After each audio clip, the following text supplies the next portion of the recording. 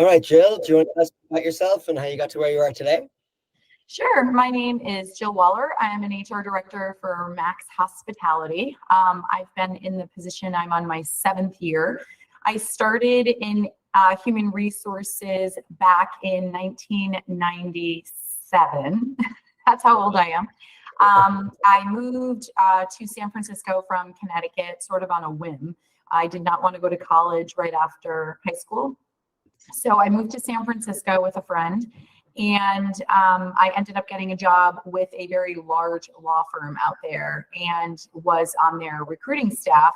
And then I just sort of worked my way up. I ended working with them as a recruiting coordinator, supporting the recruiters who would recruit associates out of tier 1 and tier 2 schools. And then I moved back home and loved being in HR, so I kept that up. So I've worked for several insurance companies here in Connecticut, which is really the insurance mecca of the country, and ended up in culinary school after getting laid off for the 3rd time. And I was older at the time, and unfortunately, culinary school, stepping out of that, could not afford to pay my bills.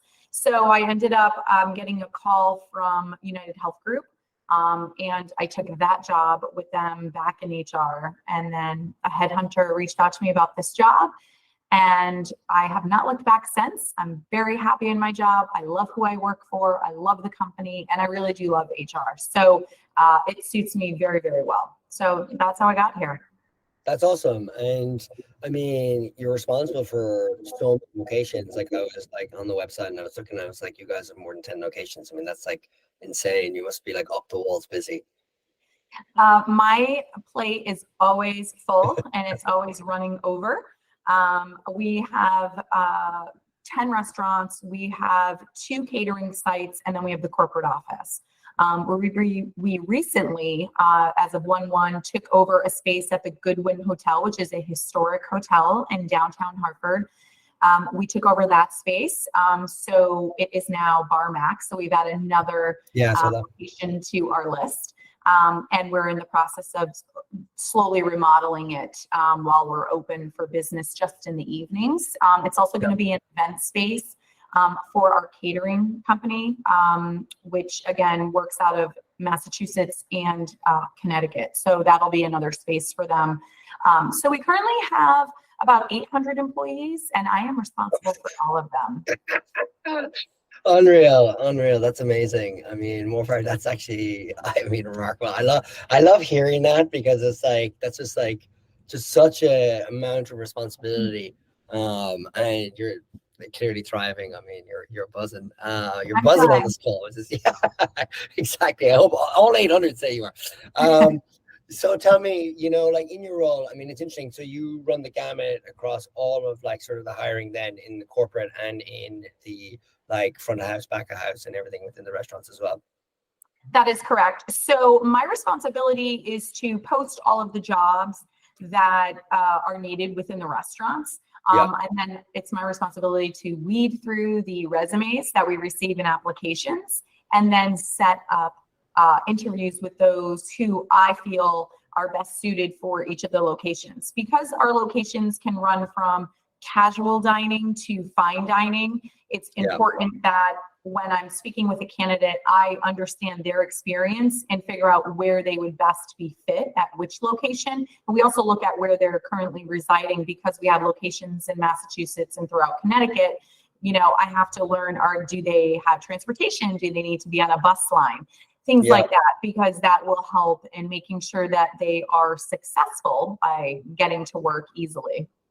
Interesting, and it's funny, I had a call today. I did a episode with basically a resort group in the Poconos in Pennsylvania, and they had a similar kind of thing where they're geographically, a lot of their locations are quite far apart, but they have staff that will move from like different like locations, and it's like the big thing for her as well was, how do we think about the migration of employees from place to place, if and when there's need for them and opportunities for them, and thinking about like transportation, and in her case, like accommodation, because they're even more sort of rural and isolated again, you know. So it's interesting like that. Tell me, like, you know, when it comes to like, you know, hiring, I guess, or when it comes to just like your HR in general, like what are you think are like your three kind of biggest roadblocks or areas that you kind of like really kind of like have challenges in?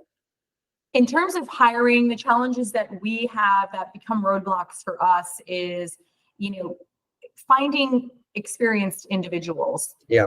Pre-COVID, it was very easy to find candidates who wanted to work for this group, who thought, you know, they're one of the biggest groups and, you know, best groups in the area, and that's Yeah. where I want to work. Very easy to find people to slip in. Post-COVID, it's been a little more challenging. It's very hard to find candidates to begin with that are qualified.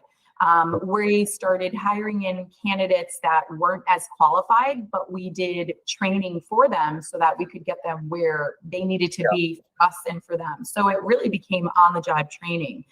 Another step that we took was what we call farming individuals. So if someone starts as a dishwasher, but they are showing promise and they say, you know, they're reliable, they're showing up and they say, you know, I want to learn more, then we'll put them part-time dishwasher and part-time train them on prep.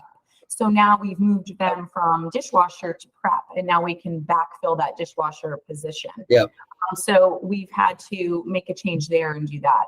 I think another roadblock for us is that finding people to show up to the interview. I get tons of people calling me, applying for these jobs, and then I take the time to work with them because there's a lot of factors, as we were discussing earlier, where people don't realize. It's easy to say, you know, John Doe wants this job, but where does John Doe live? Does he have transportation?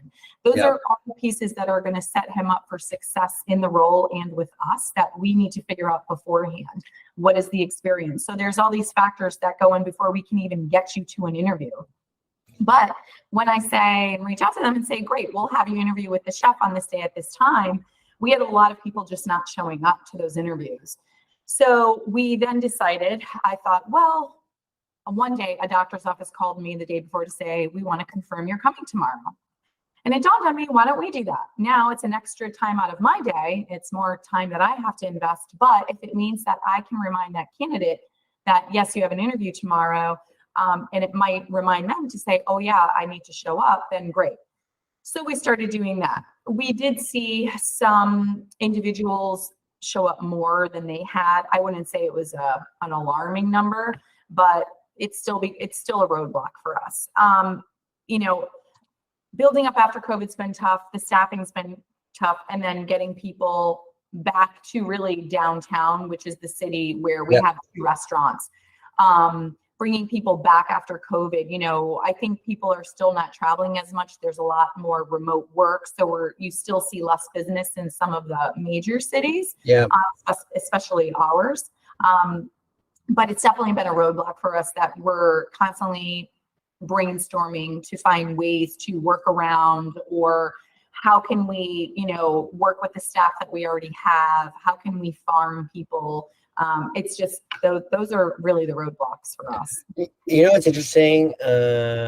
You know, when you're saying there, like the on-the-job training and the farming, like I think a lot about that in the sense that I think in post-COVID, because what I hear from everyone is that like there's like a leadership gap from people that would have graduated up the ranks to be like GMs now of a lot of places, and with that, it's the additional burden of thinking about like benefits for people and new processes and on the job training and being able to like give people opportunities to like, you know, evolve their role within the company, giving away their Legos, so to speak, you know what I mean? And like being able to farm people and train people in the company, like it's amazing that you've instituted those processes, because I find like that's a huge sort of topic within the industry itself.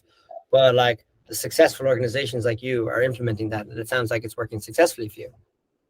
It has been working successfully. You know, there's definitely some individuals where it just didn't work out, of course, but those who have been really engaged with us and want to learn are still with us.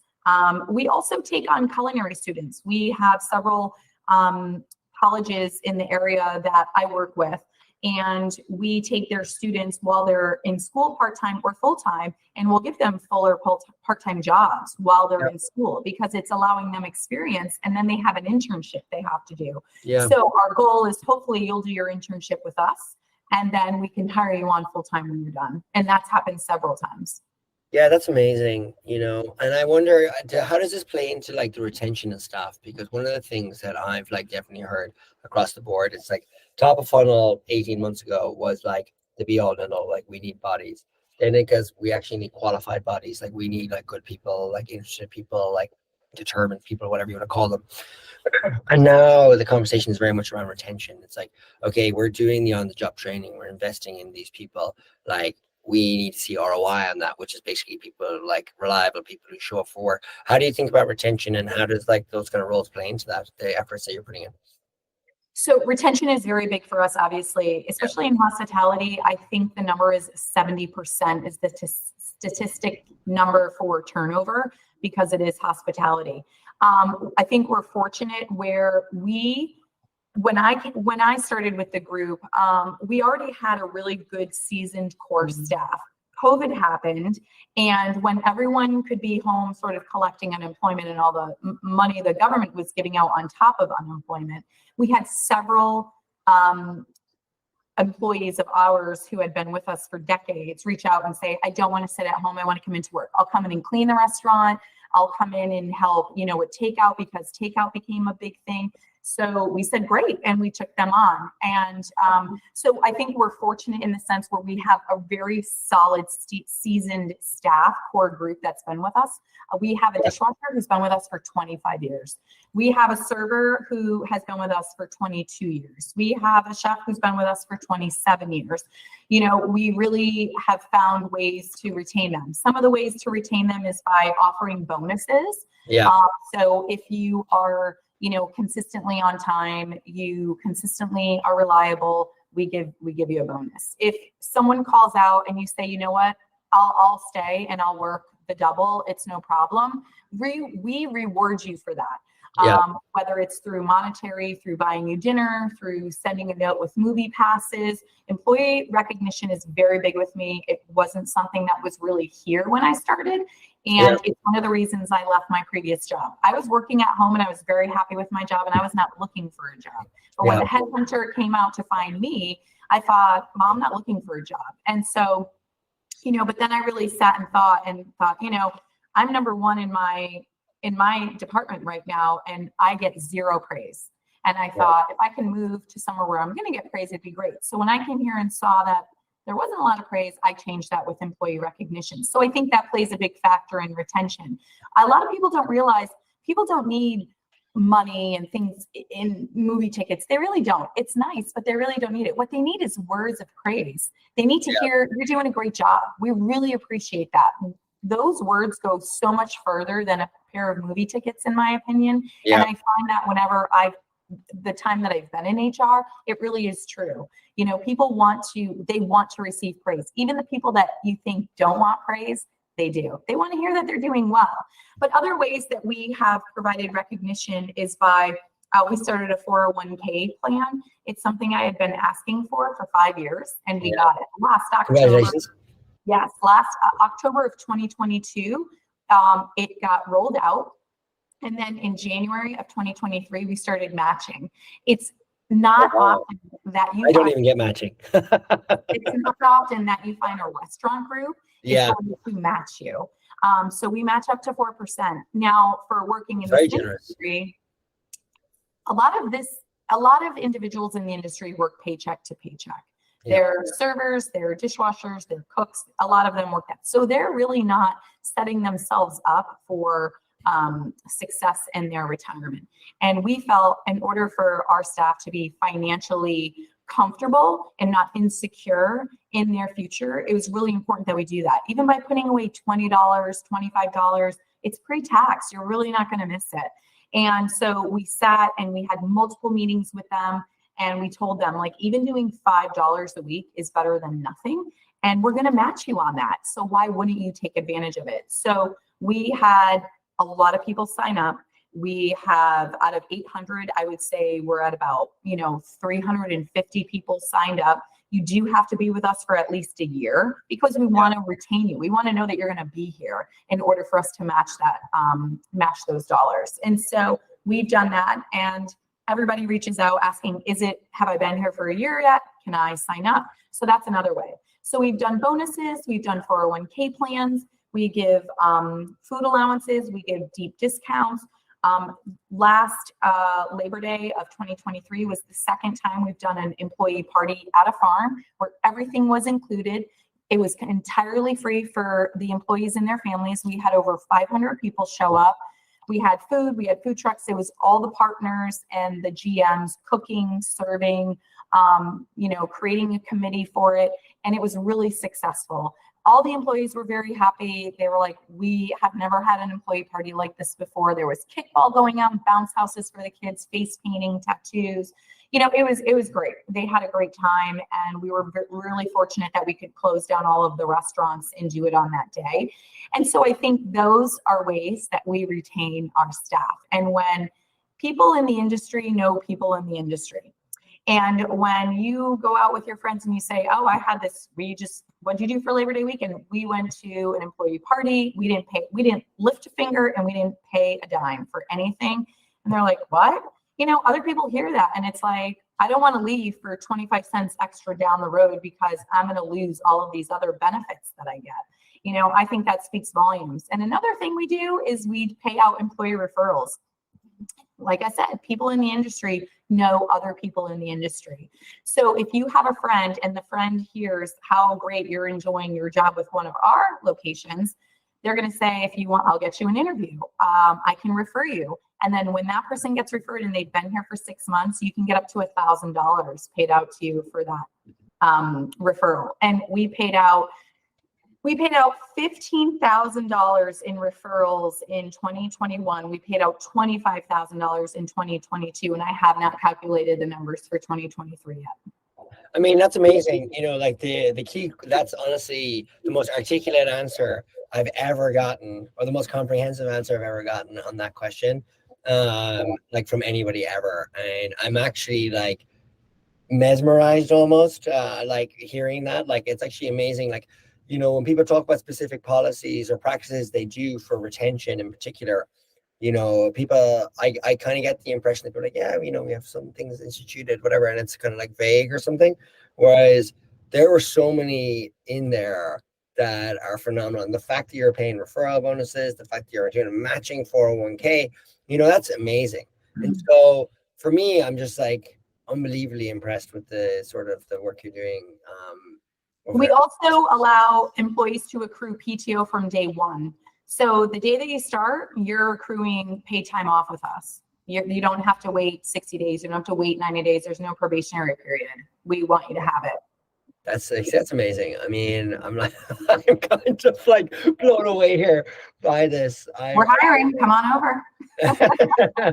Well, I know that we're coming up with time, so I'm just going to say. Sorry, I tend to talk a lot. No, that's perfect for this.